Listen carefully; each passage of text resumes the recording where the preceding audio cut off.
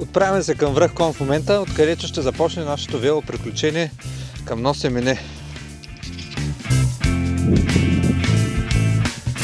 Пати Вики, здрасти! Ето го и Сахо. Отново. Калата, брат. Това във Фейсбука. Не. Здравейте! Живо здраво! Ни останаха 600 км. Его е там морето.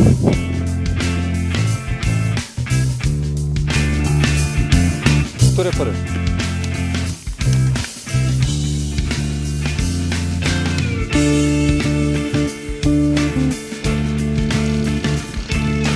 Ето, че спускаме от връх Кон в момента. Очакват ни над 600 км до морето. Надяваме се за 10 дни да направим целия преход, като ще минем покрай 15 до хилядници, някои от тях ще качим, други ще подсечем. Също така ще пресечем 21 старопланински прохода. Сега се отправяме към хижа Петрохан, където ще е нашата първа нощувка.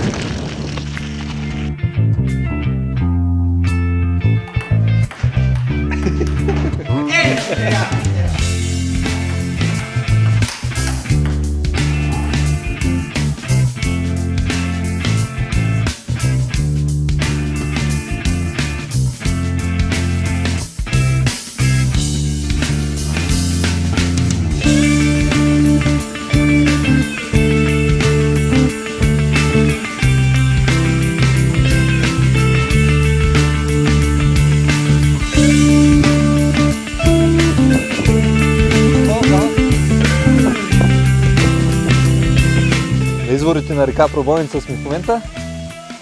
Чакаме Вики и Кала да спуснат една полянка и след което се отправяме към хижа Пробойница. Тук малко кълчица, браточки.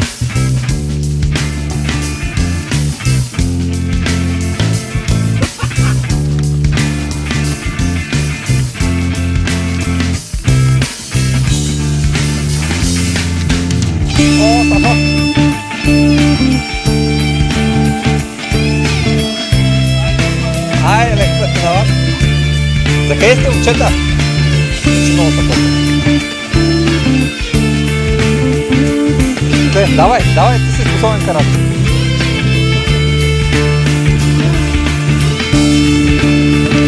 Вземи това сикъл драк. Оп.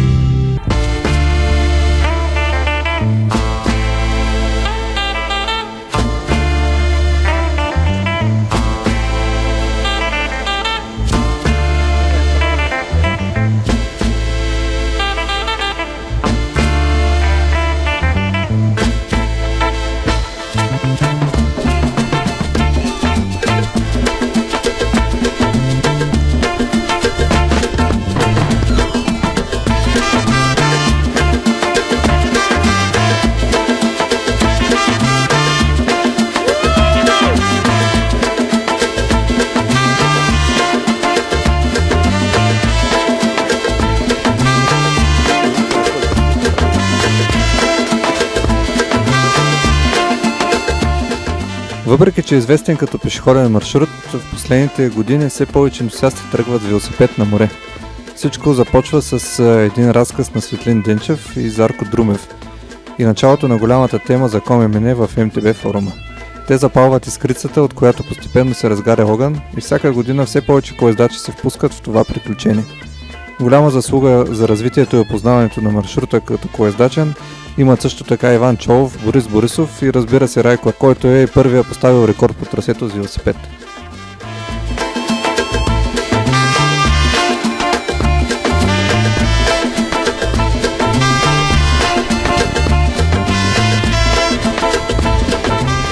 Прехода може да се раздели на 3 етапа – Западна, Централна и Източна Стара планина, като най-тежко е преминаването на Централен Балкан, където носенето и бутането преобладава пред карането.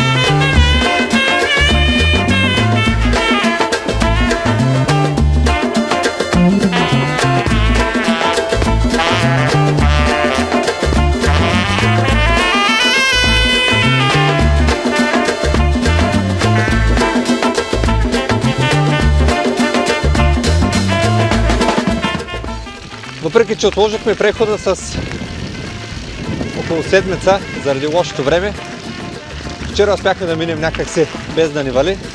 Да се надяваме, че и днес ще ни се размине. Предстои ни дълъг преход до Хижа Кашана.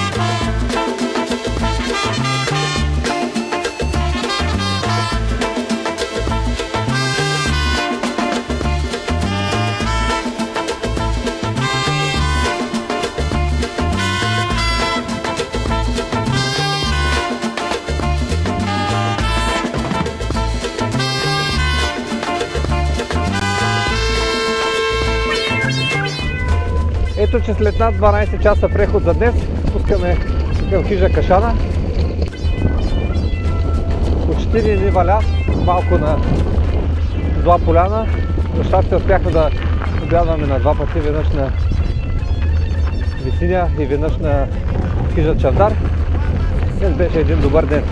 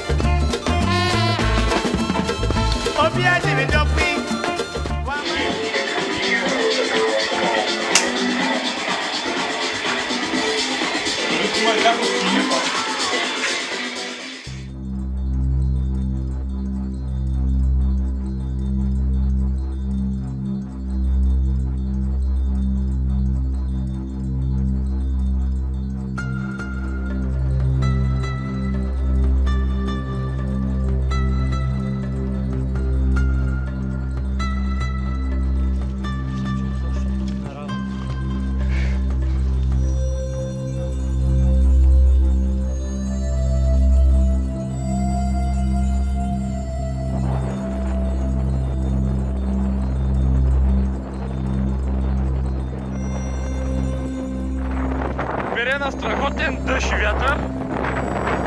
Не знам къде сме. Билото. Ама времето е с нас. И всичко е точно, естествено.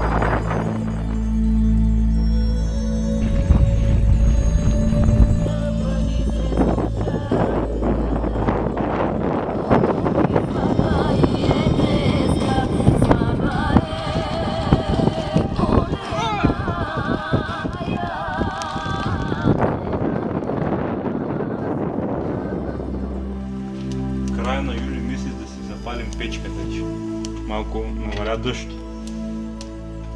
Сега се намираме на Хижа Момена поляна и Четем пресата. четем пресата и междувременно тук, както виждате, нацепили сме си дървца, запалили сме си една печица и започваме да си сушим дрежките след малко, понеже утре Продължаваме наново. Надявам се да успеем да стигнем до хижа Добрила, както беше по план.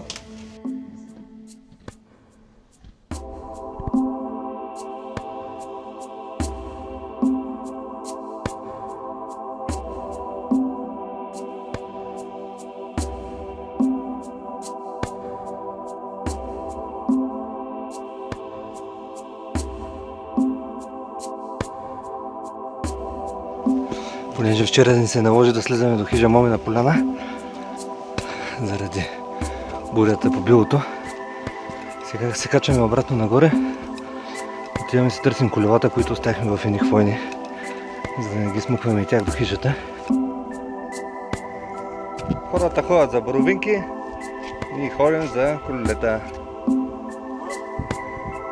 Намерихме ги. Ето тук нощуваха нашите юнаци.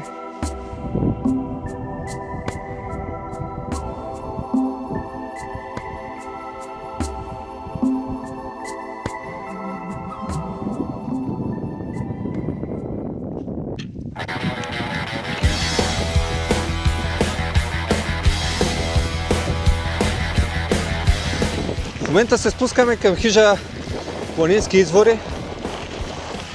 Хубаво е да се знаят аварийните изходи за слизане от билото, както на нас вчера ни се наложи заради бурята. Също така не се надяваме да има малко повече каране, въпреки че бутането отново ще преобладава.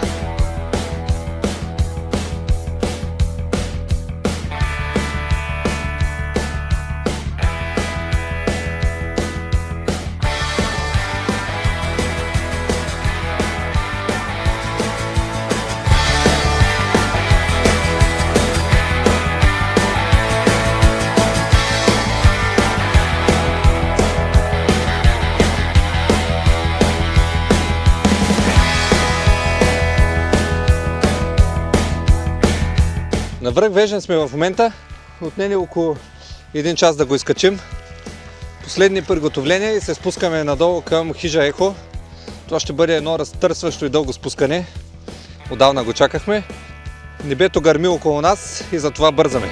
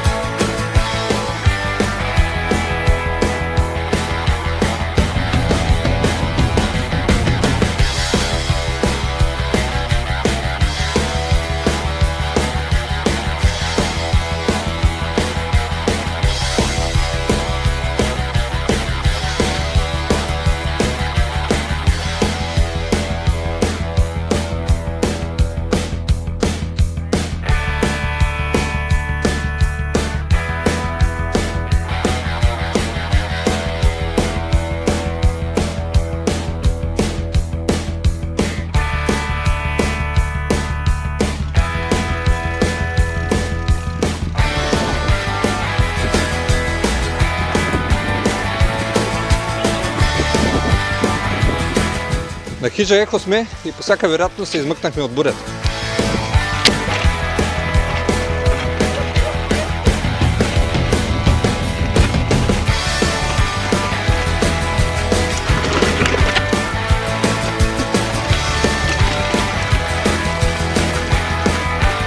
Сега повика, чакай тук някакви камъни да минем.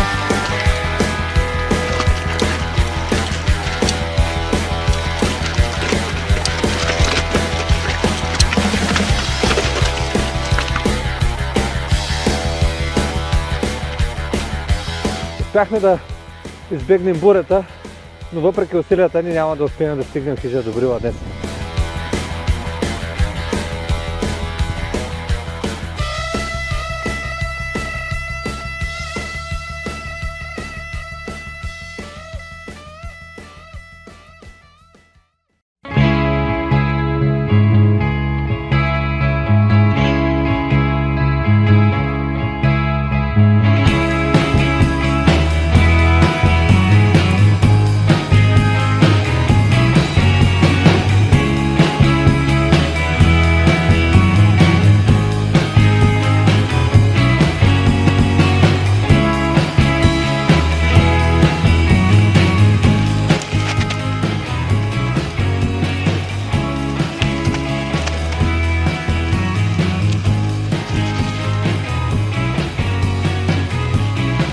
Имахме една наистина освежаваща вечер на хижа Дерменка. Хижаря беше така добър да ни пусне пералня и сушилня, за които сме му много благодарни. И сега свежи и бодри продължаваме към алпийската част на Стара планина.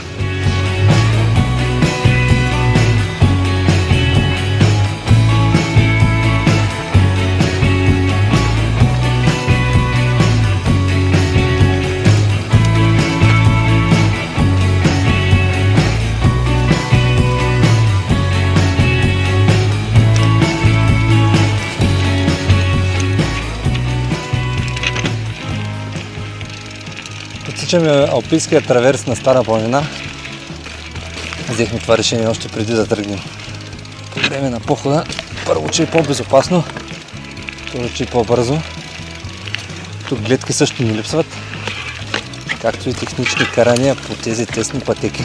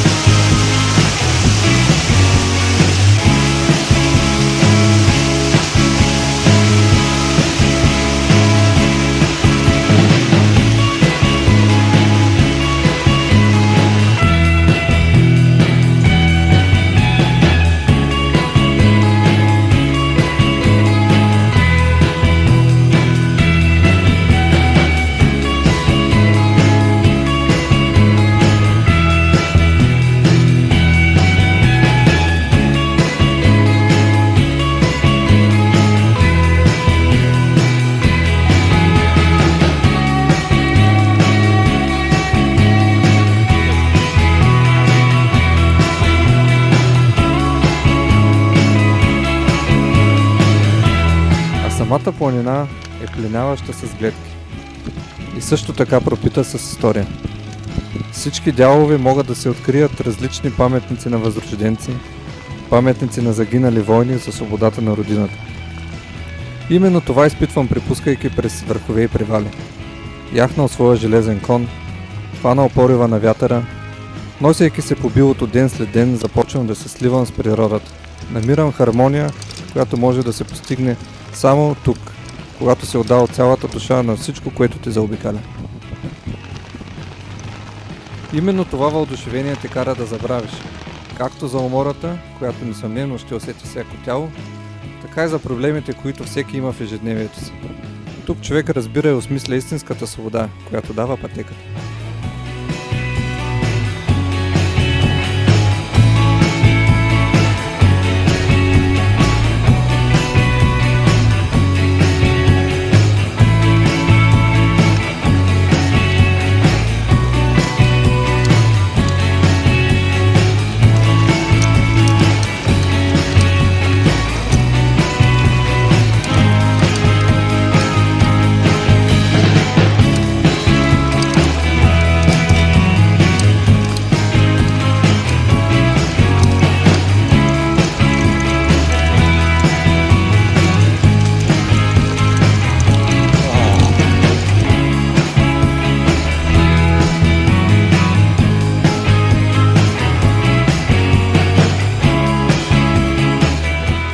Кала, ти нямаше ли сряда ходиш на море? Ама сряда съм на море.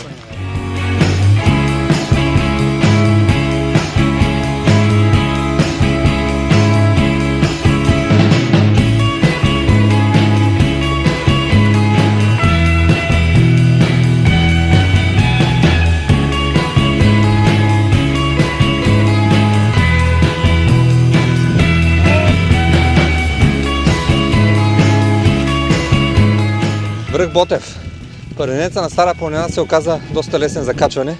За съжаление ни заваля малко дъждец и сега ни е доста студено.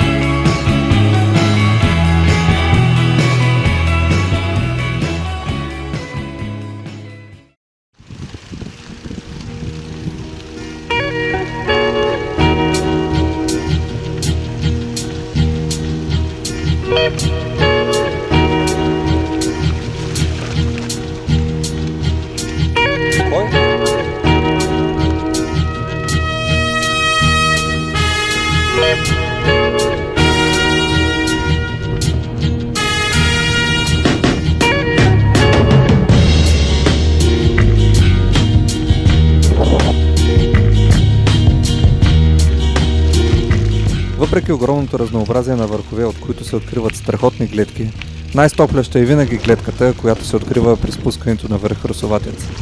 Тук е нашия роден край и тук се чувстваме като у дома си.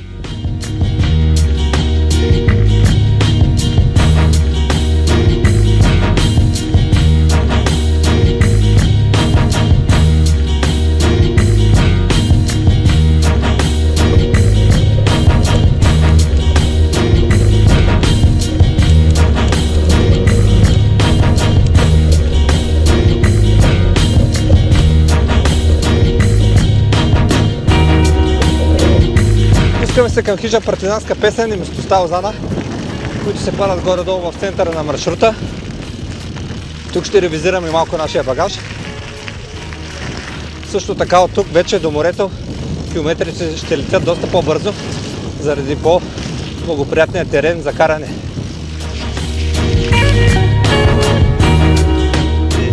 Два цвета бяло. И са прани бели чорапи. И са праните бели чорапи, това са ни обуваните бели чорапи. Тук малко сме пръснали цирка. Няма ток, няма... Не, вода има, ама ток няма. Някой трябва да слиза до града да изпире малко пешки.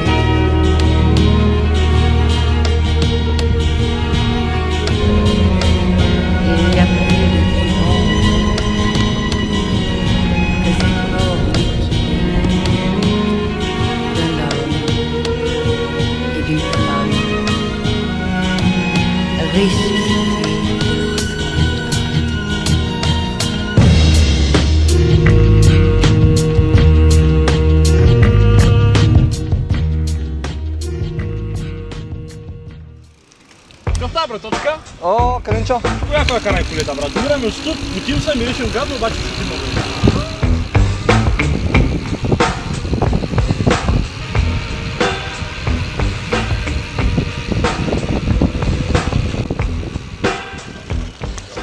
Днес към нашата група се присъединяват Ели и Добата. Не знам дали заради това или умората, днес се успахме дружно всички. Очаква ни доста тежък ден. Денивелацията е най-голямата за целия преход, а километрите също така не са малко. Поне времето се пооправи.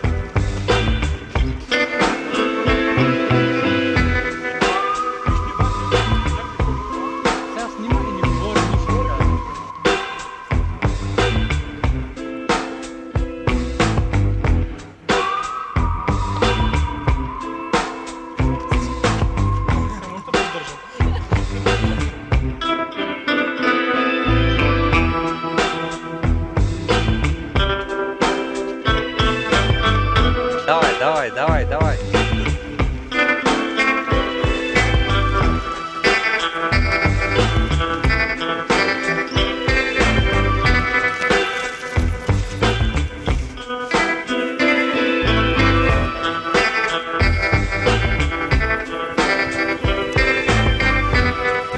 Чакай да снимем на този апарата как кап.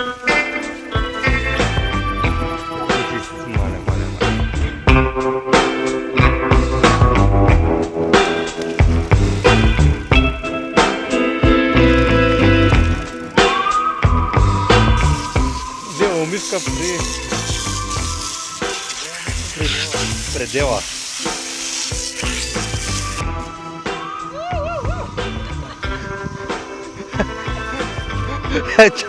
Чакай, че камерата не е водоустойчива. Сахо, я да видим какво става тук на връчите. Цъфнала. Чакаме новата.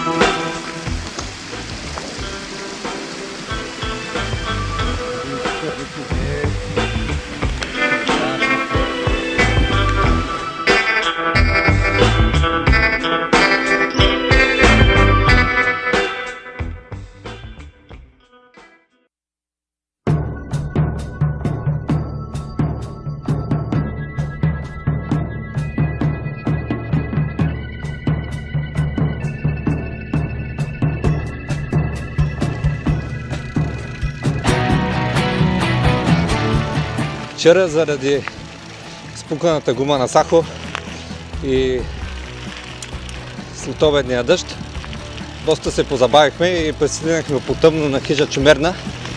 Днес всички сме доста изморени и доспали и правим се към град Котел или добата ще кара с нас до прохода Вратник.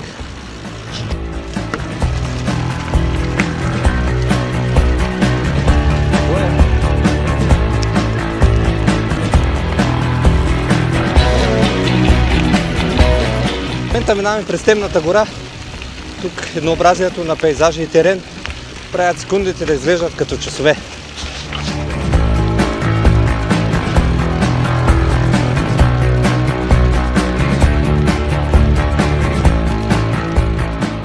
Ще видим на първата.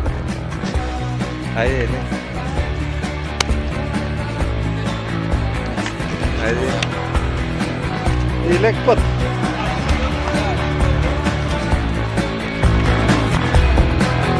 Винаги е хубаво да внимавате като карате. Вики преди малко падна с колелото, за щастие не е нещо много сериозно. Все пак май ще се обядва с каската.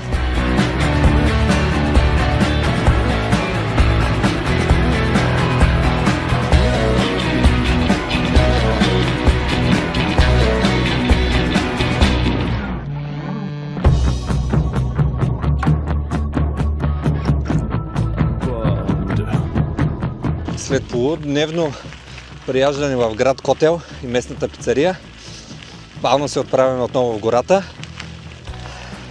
Днес ни предстои да преминем 100 км и да стигнем до село Дъскотна.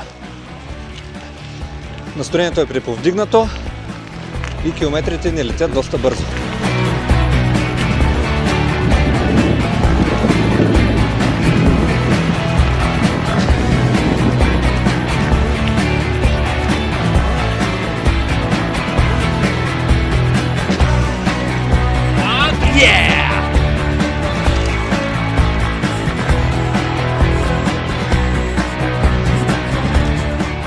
Продължаваме на стоп.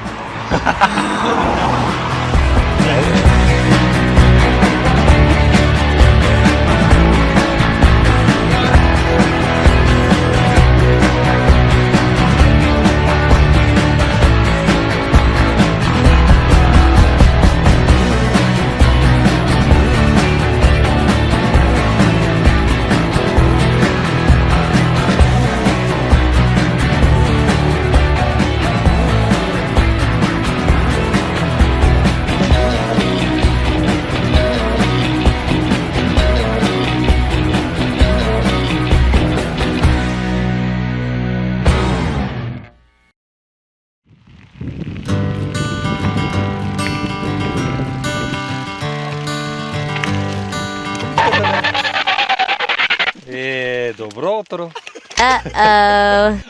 Ай, Лек път! Връщай го. Няма да правим, брато.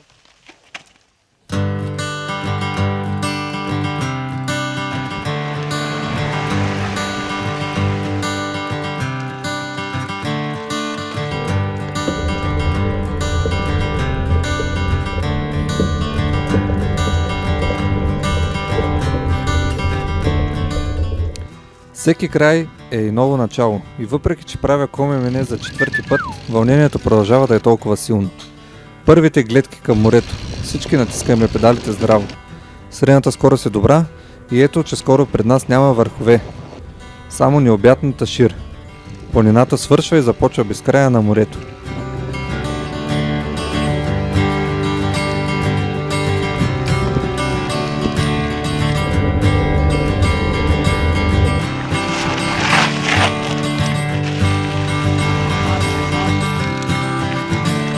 Лек път, а?